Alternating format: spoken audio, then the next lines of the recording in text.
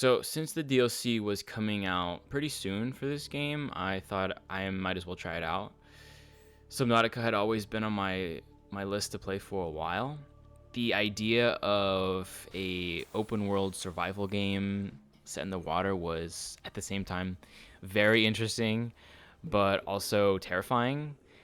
I'm pretty sure I have thalassophobia, which is the fear of the ocean, and this game basically diagnosed me with that. There are so many dark areas in this game, and there's no shortage of terrifying creatures. But luckily, I am a sucker for horror, and I think Subnautica really delivers on the scares as well as the thrill of exploring. I'm going to be giving my thoughts on this game, but not as someone who is well versed in the lore or even as someone who has explored every region of the map. I've completed the main story and built a couple of bases, so I've been to all the main areas. It took me about 25 hours to leave the planet, but that is with some help finding certain materials like, gel sacks and nickel ore. I have seen playtimes for Subnautica to be from 30 to 55 hours, so I'm sure there was a bunch more to do and craft. As a side note, I do feel guilty for resorting to using the Subnautica wiki for help. Honestly, I would never have figured out where to go for some of these materials. I would get scared from taking long treks, so I'd rather resort to finding out exactly where it is instead of wasting my time.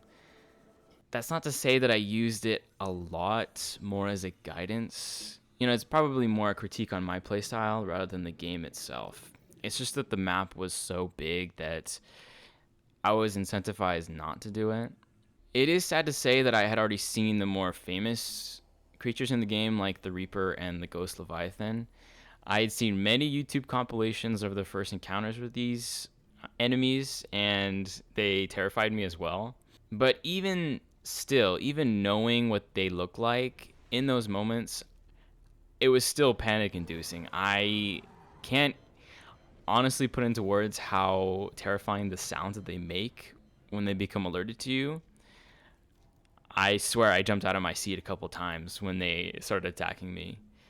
I really do have to commend the atmosphere that this game presents, both the audio and visual. I do have to say some of these locations are breathtaking. Subnautica tells a fairly unique story, and the game actually sets up a lot of intrigue at the beginning.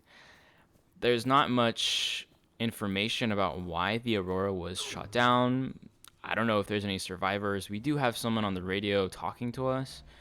But there really is no hand-holding in this game. It kind of just shoves you into this world, and you kind of have to figure it out. There is a codes and clues tab in the PDA that it gives you to find a couple wrecks and what to do next. If I did get stuck, the answer most of the time would have been just to go deeper, just to find areas that weren't explored yet. But whenever I did uncover something like the alien facilities, it really did make me feel like an explorer, like discovering this planet. Also, seeing the rescue ship being blown up was hilarious. I realized that the Aurora also suffered that same exact fate. I did wonder if it was possible to deactivate the defense system before the sunbeam arrived. I'm not sure it's possible, but people who speedrun the game probably could test that out. What kept me coming back to the game was the progression system. To see my base getting bigger and bigger and finding better equipment was extremely satisfying. It's crazy to compare how weak you start at the game to the very end. So I started to farm a lot of the items I needed the most. Silver, gold, lithium. I went out on a hunting spree and cooked as many peepers as I could, so I had enough food for any journey that I took. But once I crafted the prawn suit, which was my favorite vehicle in the game, it was quite easy to load up on materials. And I did build another base in the mushroom forest, I believe. By far, the coolest thing about the game, in my opinion, was building that base.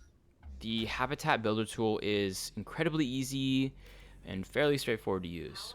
I do appreciate the balance of both being creative and making like engineering considerations for the strength of the base and generating enough power. It was fun trying to figure the system out, but like some things like the water filtration machine really guzzled energy, and I didn't realize that until very later on. Even with solar panels, a bioreactor, and a thermal plant, one of those machines would drain my base dry. I was a bit disappointed that I never saw any survivors, whether dead or alive. Like, I didn't see any remains. The audio and text logs painted the picture that most of them had died. The Aurora crash in the pods, they tried to escape, but they were either killed in some accident or killed by the wildlife. But I never see their remains. For example, one of the pods exploded and both of the crew members were killed, but there's only evidence of a hole in the pod. I mean, I guess the wildlife could have eaten them up, but still, it would have been nice to see. I did also have some technical issues with the game. By far the worst was the pop-ins. It was incredibly distracting having to watch the assets load in. And this is like all over the map. It's not just certain areas, it's everywhere this pop-in happens. There were even moments where important details of the environment had not been loaded in, like how lava would instantly populate an empty cave. It was immersion breaking, but something that I kind of got used to, even with a good PC. There were also some movement issues. Edges of objects would hold me back, and I assumed that I could bring the prawn suit into these alien locations, especially later on in the game with the warp gates open. The suit would slide to a halt, and the only way to move it was to use the grapple arm. I was so lucky that I actually had this attachment on, otherwise I would have had to have left it in these locations and just had to build another one. The warp gates were also an excellent addition to the game. They saved me so many headaches once I reached the lava zone, because to be honest, if there wasn't a warp gate in the lava castle, after I had to grapple my way past the sea dragon, I would have cried. The effort I took just to reach that place was too damn high. Subnautica really exceeded my expectations. I already had high hopes to begin with, but I think it really delivered on multiple aspects. In my opinion, the horror. I was so afraid to step outside my pod, and I wasn't willing to explore at night. I was afraid of running into another Reaper or dying of thirst, terrified of getting stuck in a cave and never making it out. But I think the game really taught me to be prepared for every single trip I took. It rewarded you for exploring deeper, and it led to better vehicles and gear, and it really made you feel more powerful. It truly rewarded you for taking risks. And for that reason, it's probably one of my favorite survival games that I've ever played. 2, 1.